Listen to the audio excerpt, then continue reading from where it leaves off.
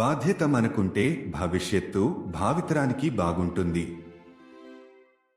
Indian penal code ని navigate చేస్తూ మాలా awareness video సిరీస్తో మీ న్యాయ పరిజ్ఞానాన్ని మెరుగుపరచుకోండి. ప్రతి వీడియోతో చట్టపరమైన అంశాలు స్పష్టంగా కనిపిస్తాయి. చట్టాలను అర్థమయ్యే విభాగాలుగా విభజిస్తూ ఈరోజు మనం మరొక ఐపీసీ విభాగాన్ని అర్థం చేసుకుంటాము. భారతీయ శిక్షా స్మృతి 1860 లేదా ఐపీసీ 1860లోని సెక్షన్ 81 క్రిమినల్ చట్టంలోని ఒక ముఖ్యమైన అంశాన్ని స్పృశిస్తుంది.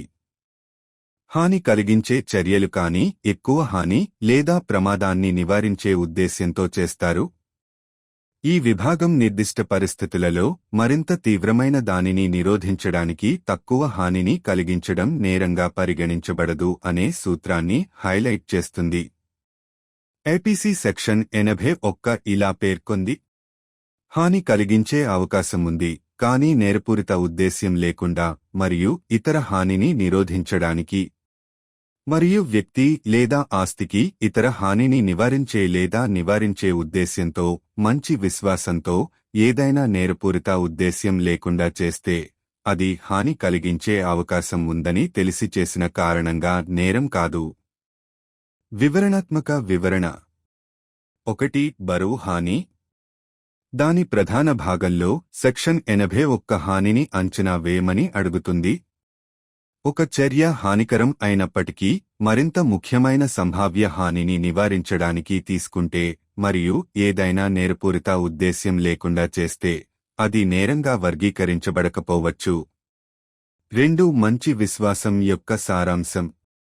సెక్షన్ 81కి ప్రధానమైనది మంచి విశ్వాసం అనే భావన. ఈ చర్య హానికరమైనది అయినప్పటికీ మరింత గణనీయమైన హానిని నివారించడానికి ఇది అవసరమని నిజమైన నమ్మకంతో పాతుకుపోయిన చిత్తశుద్ధితో అమలు చేయాలి. 3. నేర ఉద్దేశం లేకపోవడం. ఈ సెక్షన్ చట్టంలో నేరపూరిత ఉద్దేశం లేకపోవడాన్ని నొక్కి చెబుతుంది. ఒక వ్యక్తికి వారి చర్య హాని కలిగించవచ్చని తెలిసినప్పటికీ వారి ప్రాథమిక ఉద్దేశ్యం హాని కలిగించడం కాదు కాని పెద్దదానిని నిరోధించడం అయితే చట్టం నిర్దోషి కావచ్చు. 4. ఆచరణాత్మక చిక్కులు.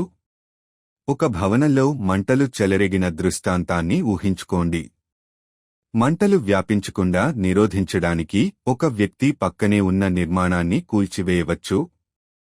ఈ చర్య హానిని కలిగిస్తుంది, నిర్మాణం యొక్క విధ్వంసం కాని మరింత ముఖ్యమైన హానిని ఇతర ప్రాంతాలకు అగ్ని వ్యాప్తి నివారిస్తుంది. అటువంటి పరిస్థితిలో వ్యక్తి సెక్షన్ 81 ప్రకారం రక్షించబడవచ్చు ఎందుకంటే వారి ఉద్దేశం ఆస్తిని నాశనం చేయడం కాదు కాని అగ్ని వ్యాప్తిని నిరోధించడం. 5. ఉద్దేశం మరియు ఫలితం మధ్య బ్యాలెన్సింగ్ చట్టం. సెక్షన్ 81 న్యాయ వ్యవస్థలో బ్యాలెన్సింగ్ చట్టాన్ని సూచిస్తుంది. చట్టం తరచుగా హానికరమైన చర్యలకు జరిమానా విధించినప్పటికీ కొన్ని చర్యలు వాటి తక్షణ ఫలితం హానికరం అయినప్పటికీ మరింత ముఖ్యమైన ప్రమాదాలు లేదా హానిని నివారించడానికి ఉద్దేశించినవి అని కూడా ఇది గుర్తిస్తుంది. 6. అత్యవసర పరిస్థితుల్లో సహేతుకమైన చర్యలను నిర్ధారించడం. ఎక్కువ హానిని నివారించడానికి చేసిన చర్యలకు రక్షణ కల్పించడం ద్వారా సెక్షన్ 81 వ్యక్తులు చట్టపరమైన పరిణామాలకు భయపడకుండా అత్యవసర సమయంలో సహేతుకంగా వ్యవహరించగలరని నిర్ధారిస్తుంది. 7. బ్లాంకెట్ మినహాయింపు కాదు. సెక్షన్ 81 కార్టే బ్లాంచ్ డిఫెన్స్ను అందించదని అర్థం చేసుకోవడం చాలా ముఖ్యం. వారి చర్య హానికరమైనది అయినప్పటికీ చిత్తశుద్ధితో మరియు ఎక్కువ హానిని నిరోధించే ప్రాథమిక ఉద్దేశ్యంతో జరిగిందని నిరూపించాల్సిన బాధ్యత వ్యక్తిపై ఉంటుంది. 8. నైతిక ఎంపికల సంక్లిష్టతలను ప్రతిబింబించడం. వ్యక్తులు కఠినమైన నిర్ణయాలు తీసుకోవలసిన పరిస్థితులను జీవితం తరచుగా అందిస్తుంది. సెక్షన్ 81 అటువంటి నైతిక మరియు నైతిక సందిగ్ధత యొక్క సారాంశాన్ని సంగ్రహిస్తుంది. కొన్నిసార్లు ఎక్కువ హానిని నిరోధించడానికి చిన్న హానిని కలిగించడం అత్యంత నైతిక చర్య అని గుర్తిస్తుంది. ముగింపు. ఐపీసీ యొక్క సెక్షన్ 81 మానవ చర్యల గురించి లోతైన అవగాహనను కలిగి ఉంటుంది.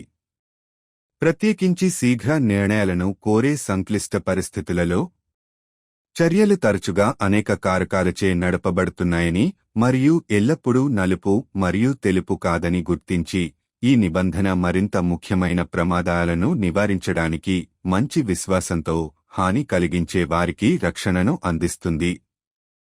అలా చేయడం ద్వారా చట్టం న్యాయంగా, దయతో కూడినదని మరియు మానవ నిర్ణయాధికారంలోని వాస్తవాలు మరియు చిక్కులతో సమలేఖనం చేయబడిందని నిర్ధారిస్తుంది. చట్టం కేవలం శిక్షార్హమైన చర్యల గురించి మాత్రమే కాకుండా మానవ ప్రవర్తన మరియు ఉద్దేశం యొక్క సూక్ష్మభేదాలను అర్థం చేసుకోవడం గురించి కూడా ఆలోచనను నొక్కి చెబుతుంది. బాధ్యత మనకుంటే భవిష్యత్తు భావితరానికి బాగుంటుంది.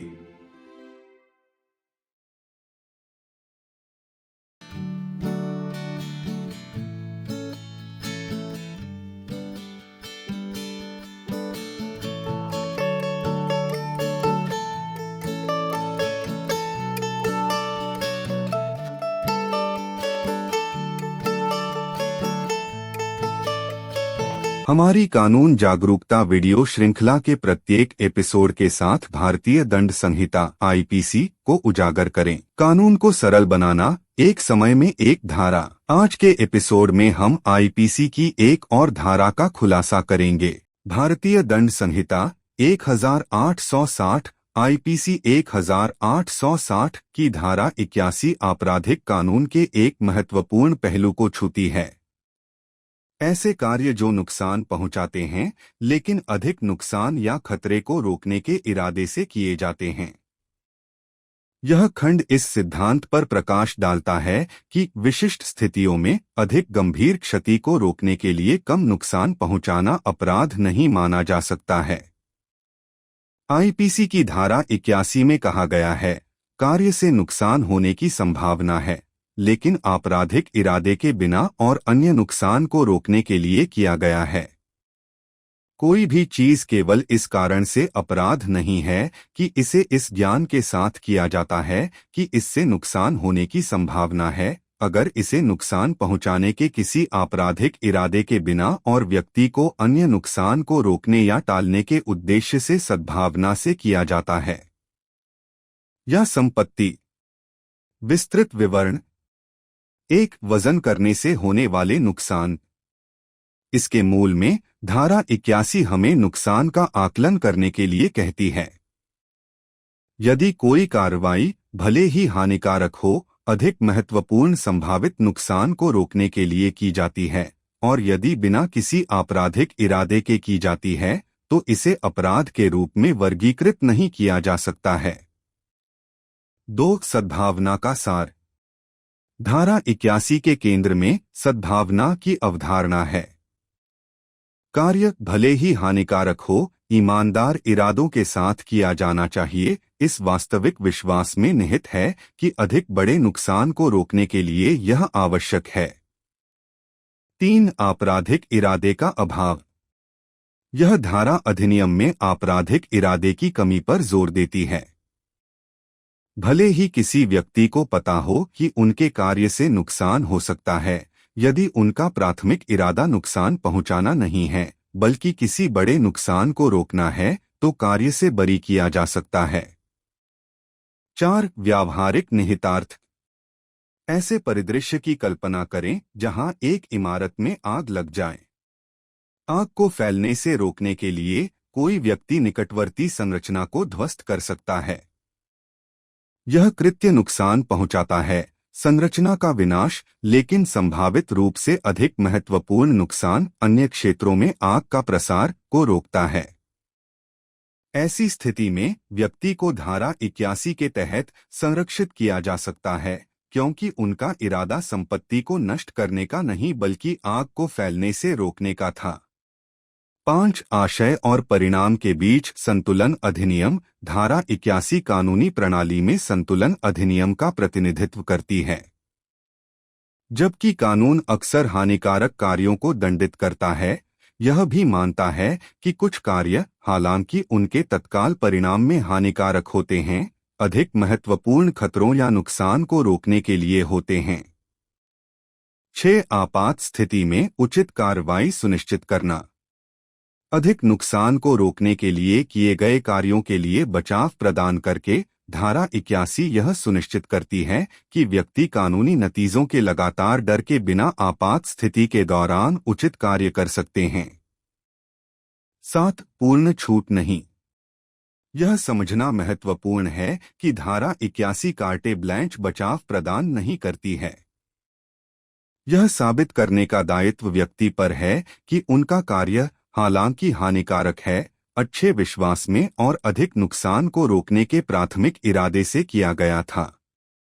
8. नैतिक विकल्पों की जटिलताओं को प्रतिबिंबित करना। जीवन अक्सर ऐसी परिस्थितियां प्रस्तुत करता है जहां व्यक्तियों को कठोर निर्णय लेने पड़ते हैं। धारा 81 ऐसी नैतिक और नैतिक दुविधाओं के सार को पकड़ती है, यह पहचानते हुए कि कभी-कभी बड़े नुकसान को रोकने के लिए छोटा नुकसान पहुंचाना कार्रवाई का सबसे नैतिक तरीका हो सकता है। निष्कर्ष: आईपीसी की धारा 81 मानवीय कार्यों की गहन समझ को समाहित करती है, विशेष रूप से जटिल परिस्थितियों में जो त्वरित निर्णय की मांग करती हैं। यह मानते हुए कि कार्य अक्सर कई कारकों से प्रेरित होते हैं और हमेशा काले और सफेद नहीं होते हैं, यह प्रावधान उन लोगों के लिए सुरक्षा प्रदान करता है जो अच्छे विश्वास में अधिक महत्वपूर्ण खतरों को रोकने के लिए नुकसान पहुंचाते हैं। ऐसा करने से यह सुनिश्चित होता है कि कानून न्यायसंगत, दयालु और मानवीय निर्णय लेने की वास्तविकताओं और पेचीदगियों के अनुरूप बना रहे। यह इस विचार को रेखांकित करता है कि कानून केवल दंडात्मक उपायों के बारे में नहीं है, बल्कि मानव व्यवहार और इरादे की बारीकियों को समझने के बारे में भी है। यदि हम जिम्मेदार हैं, तो भविष्य आने वाली पीढ़ियों के लिए अच्छा होगा।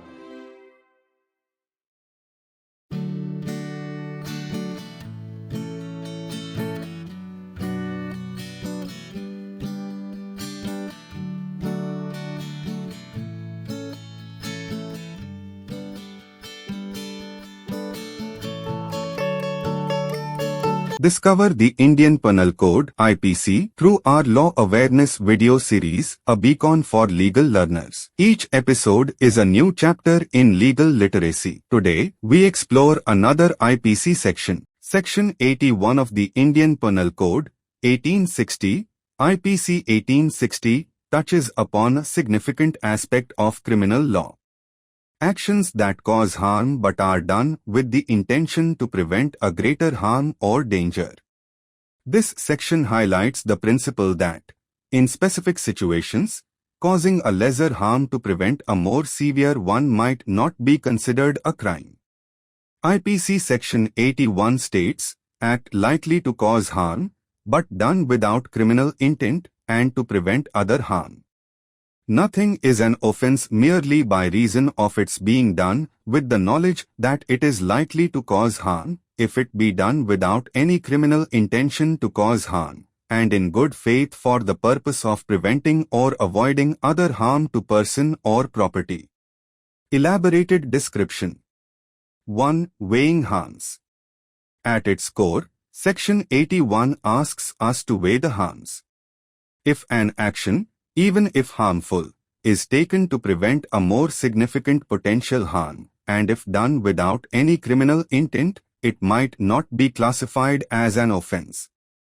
2. Essence of good faith. Central to Section 81 is the concept of good faith.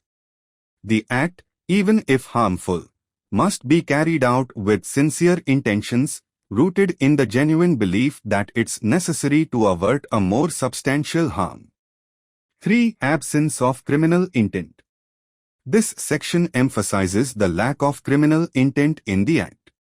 Even if an individual knows their action might cause harm, if their primary intention is not to inflict harm but to prevent a greater one, the act may be exonerated. 4. Practical implications. Imagine a scenario where a fire breaks out in a building. To prevent the fire from spreading, a person might demolish an adjoining structure. This act causes harm, destruction of the structure, but prevents a potentially more significant harm, the spread of fire to other areas. In such a situation, the person might be protected under Section 81, as their intent was not to destroy the property but to prevent the fire's spread. 5. Balancing act between intent and outcome. Section 81 represents a balancing act in the legal system.